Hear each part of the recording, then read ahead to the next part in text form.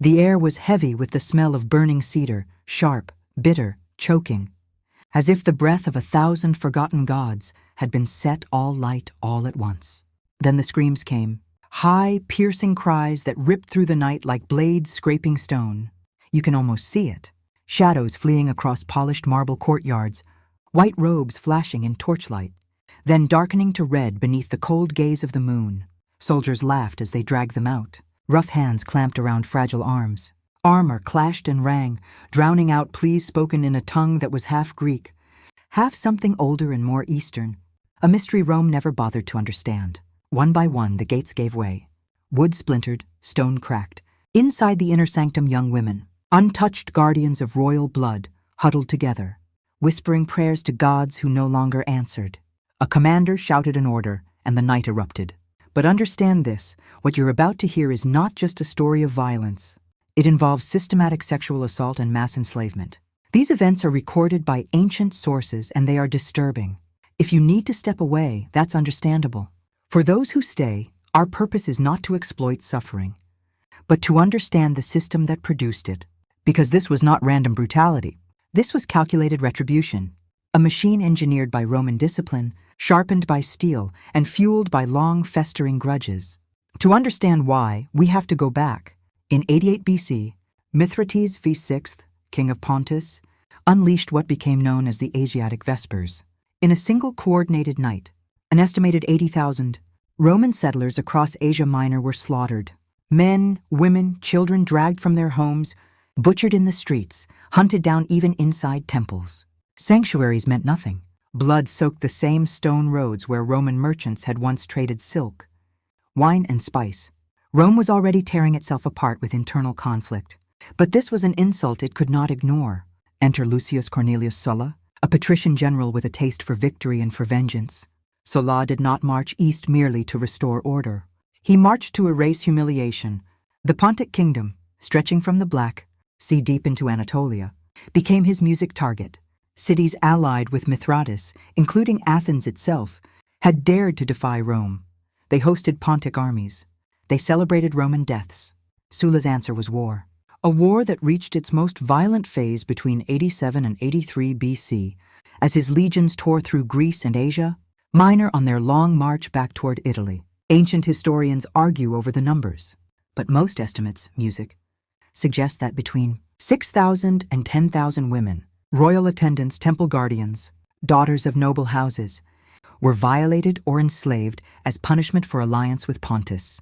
It mattered then because it shattered any illusion of restraint, because it shows how empires turn pain into policy.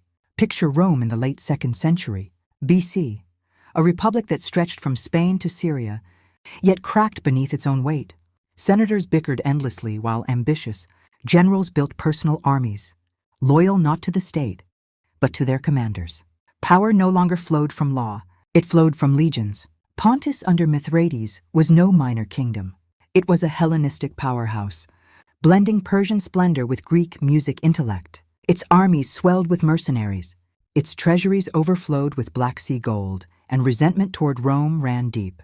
Roman tax collectors bled the Asian provinces dry. Local elites watched their wealth siphoned west. Mithridates saw opportunity. Casting himself as a liberator, he invaded Roman territory and promised freedom from exploitation.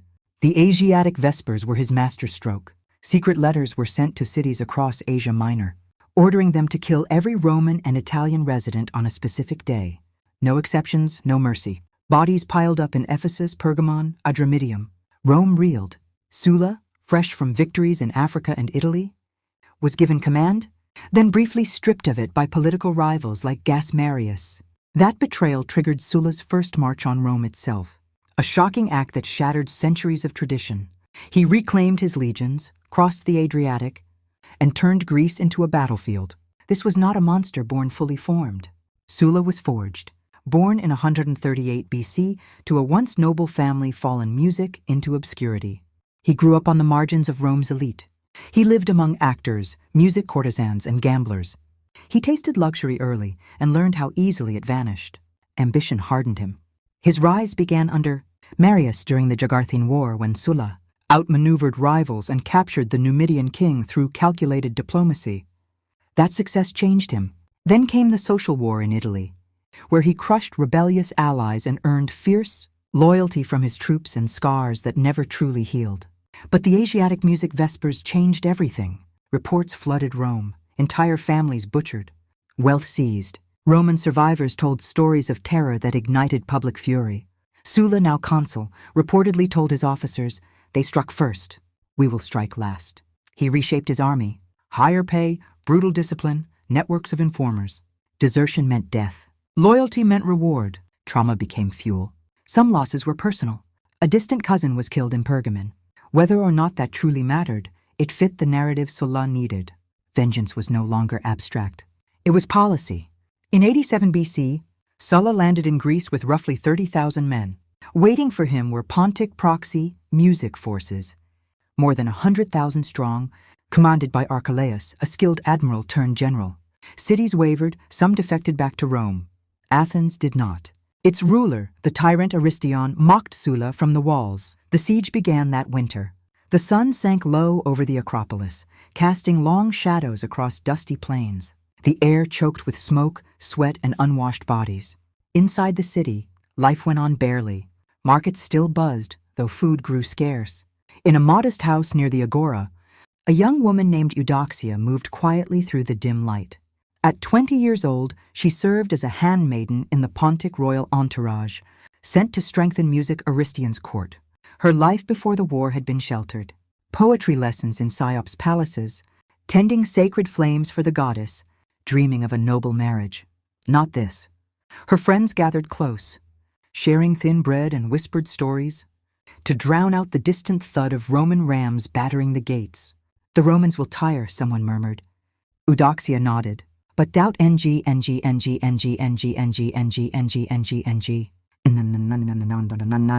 at her." Sulla's demands echoed through the city. Surrender or starve. Aristion refused, feasting publicly while citizens chewed leather and grass. Sulla answered by digging trenches, diverting rivers, and cutting down sacred groves to build siege engines. His men complained until he promised plunder. Rumors spread quickly. Women like Eudoxia, symbols of Pontic alliance and royal favor, would be the first taken.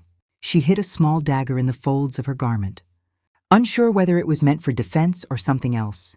The breach came at midnight. Ladders slammed against stone. Shouts' music erupted. Torches flared. Roman soldiers poured through the city like fire through dry grass. Eudoxia and the others fled to a temple, barricading the doors as screams echoed outside. Families were cut down in the streets. Homes were stripped bare. A centurion smashed the doors. Hands seized arms. Eudoxia fought, but numbers crushed resistance. The night dissolved into terror. At dawn, Athens lay broken. Streets were slick with blood. Bodies lay piled where they had fallen. Sulla ordered the killing stopped at the homes of senators. For everyone else, it was too late. Thousands were dead. Eudoxia and the surviving women were chained and marched out. This was never about her alone. It was about sending a message, breaking alliances, teaching cities the price of betrayal. And the machine was only getting started. The sack of Athens was not the end. It was a demonstration. What followed spread outward like a shockwave, rolling across Greece and into the open countryside, where Mithrate's armies still maneuvered. Sulla did not linger. Once the message had been delivered, he pivoted north. His scouts brought word that Archelaus was regrouping in Boea, drawing together the last great Pontic force on Greek soil. Archelaus was no amateur. Once an admiral, he had been handed command of Mithrates' land, forces, music, and given access to vast reserves. Scythian horsemen thundered in from the steppes. Armenian allies arrived with heavy armor. Greek conscripts were pressed into service by the tens of thousands. Against them stood Sulla's legions, outnumbered nearly 3-1. What Sulla lacked in numbers, he replaced with system. Forced marches broke his men down and rebuilt them harder. Every camp was a fortress, every ditch a potential grave. From a legionnaires' point of view, the campaign was relentless. Officers screamed orders as arrows fell like rain. Dig or die. Men hacked trenches with blistered hands while shields rattled under impact. There was no room for hesitation. Discipline was survival. The two forces collided near Chaeronea. Archelaus launched his phalanxes forward, bronze and iron crashing together like waves against rock. Sulla anchored his line on high ground, hiding reserves behind the hills. When the Pontic center surged, Roman cohorts struck from the flanks. The rout was catastrophic. Entire units vanished into ravines. Survivors spoke of marshes clogged with corpses, of armor glinting beneath black water. The smell lingered for days, but victory alone wasn't enough. The machine demanded escalation. Sulla rewarded informers and executed deserters without ceremony. Booty was distributed with mathematical precision. Shares for kills, promotions for bravery. Supply lines stayed tight. Hunger stayed focused outward. In towns suspected of sympathy for Pontus, resistance collapsed quickly. A merchant from Thespe would later recall watching Roman soldiers empty granaries down to the last sack. They took everything, he said, even the sacred oil. There were moments of eerie calm. A soldier washing blood from his hands in a stream, staring at his reflection as birds sang overhead. Beauty and horror coexisted without apology. Then the orders came. Burn Panopeus, sack Libodia. Villages were emptied, people driven out like livestock. A bishop from the hills approached the Romans, begging mercy for his flock. He was turned away. Reports moved up the chain. Tallies of seized gold were sent directly to Sulla. Melted temple offerings funded the next campaign. Archelaus made his final stand at Orchomenus. The terrain was treacherous, swamps and narrow plains, but Sulla forced the engagement. He dug in, daring the Pontic army to attack. When they did, the ground turned against them. Chariots thundered forward. Scythes flashing, Roman lines buckled. Then locked, spears thrust, shields slammed. Shouts collapsed into a single animal roar. The smell of sweat, fear, and horseflesh filled the air. When Archelaus's line broke, there was nowhere to run. Thousands fled into the marshes. Many drowned under the weight of their armor. Others were cut down as they begged for mercy. With that, Greece was lost. But Sulla's vengeance did not end on the battlefield. In the winter of 84 BC, as blood-soaked snow melted into mud, peace talks were held at Dardanus. Mithrates yielded territory. He paid massive indemnities. He surrendered ships and hostages. Sulla accepted, not out of forgiveness, but necessity. Rome was still tearing itself apart, and Sulla needed to return west. Yet even as treaties were signed, punishment continued. In cities that had supported Pontus, crushing fines were imposed. Roman soldiers were quartered in private homes, where abuse became routine. It was not chaos, it was policy, terror as deterrence. Whole districts were hollowed out. Ancient sources suggest that up to 10,000 women, noble daughters, temple attendants, those labeled royal virgins because of their music-protected status, were violated or sold into slavery during this phase. Some historians argue the number was closer to 6,000 concentrated in key palaces and sanctuaries. The exact figure matters less than the pattern. Homes invaded, families torn, music apart. Alliances punished through bodies. And here the first cracks appeared. What was meant to secure Rome's dominance instead planted seeds of resentment that would erupt again. Mithrates did not forget. He rebuilt. He waited. Sulla's system music, designed to end resistance, quietly guaranteed future wars. By spring of 83 BC, Sulla sailed west. His army, hardened, ruthless, loyal only to him, landed in Italy and marched straight into civil war. Rome itself became a battlefield.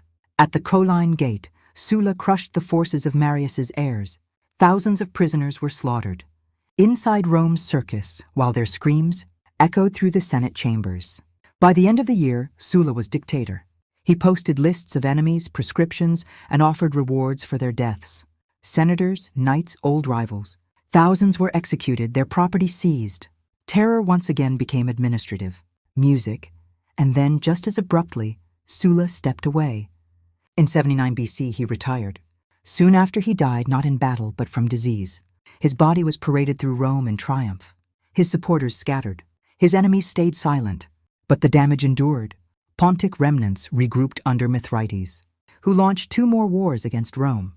Asia Minor's economy staggered for decades. Entire communities vanished. Populations shifted, never fully recovering. There was one final irony. The documents Sulla seized to condemn Mithridates, records meant to justify conquest, preserved Pontic history instead. Vengeance became an unintended archive. Centuries later, the ground itself began to speak. In the 19th century, excavations in Athens' Kerameos uncovered mass graves. Bones bore sword marks consistent with ancient accounts of the sack. In 1972, archaeologist John Camp unearthed charred timbers, remnants of fires set by Sulla's men, along with pottery etched with desperate graffiti. At Orchomenus, 20th century surveys pulled arrowheads and fragments of armor from the marshes, exactly where Plutarch said men drowned. In Pontus, modern Turkish digs at Kopi uncovered royal seals and women's jewelry from the period, silent traces of lives erased. These artifacts confirm the machine's reach. Temple gold melted into Roman coinage, personal grief transformed into imperial infrastructure. Today, those objects sit behind museum glass. Why does this matter? Because it shows how easily power converts grief into cycles of punishment, how occupation turns civilians into targets, how the logic Sulla perfected still whispers in modern conflicts. Systems built on revenge consume even their creators, and they leave echoes in bone, music in stone, in memory. Return to that first night, the cedar smoke thinning, the screams fading. What changed? An empire defended its pride, but at an immeasurable cost. Those women meant to vanish into history's margins did not disappear. They endure in chronicles, in archaeology, in memory, and now here with you. If this story stayed with you, leave a comment below.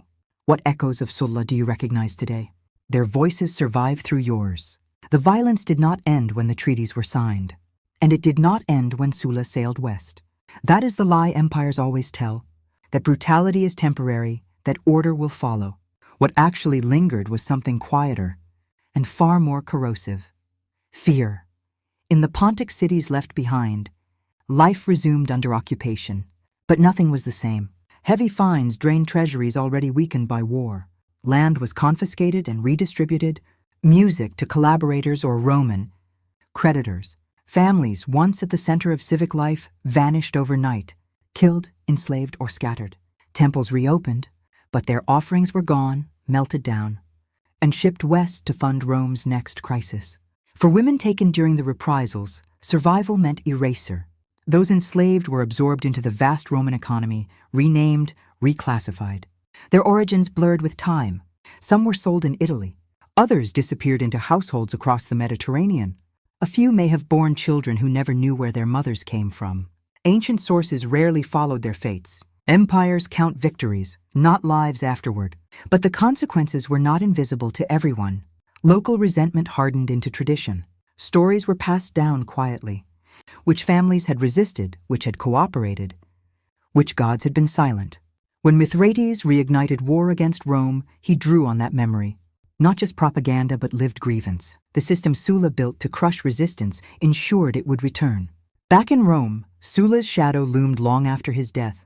His dictatorship shattered norms that had once restrained ambition. He proved that marching on Rome worked, that terror could be legalized, that violence, if organized, could be framed as reform. Younger men watched closely. One of them was Julius Caesar. As a young aristocrat, Caesar narrowly escaped Sulla's prescriptions. He never forgot it, nor did he forget the lesson. Power belonged to whoever could take it and hold it. Decades later, when Caesar crossed the Rubicon, he followed a path Sulla had already burned into history, and Rome paid for it. Civil wars multiplied, institutions hollowed out. The Republic died not in a single moment, but from accumulated precedents, each one justified as necessary, each one echoing Sulla's logic. Yet for all the blood spilled, Sulla failed at what he wanted most. Mithridates did not vanish. Pontus did not forget. Rome did not stabilize. Violence solved nothing permanently. It only delayed consequences and magnified them. Modern historians wrestle with this period, not because it is distant, but because it feels familiar.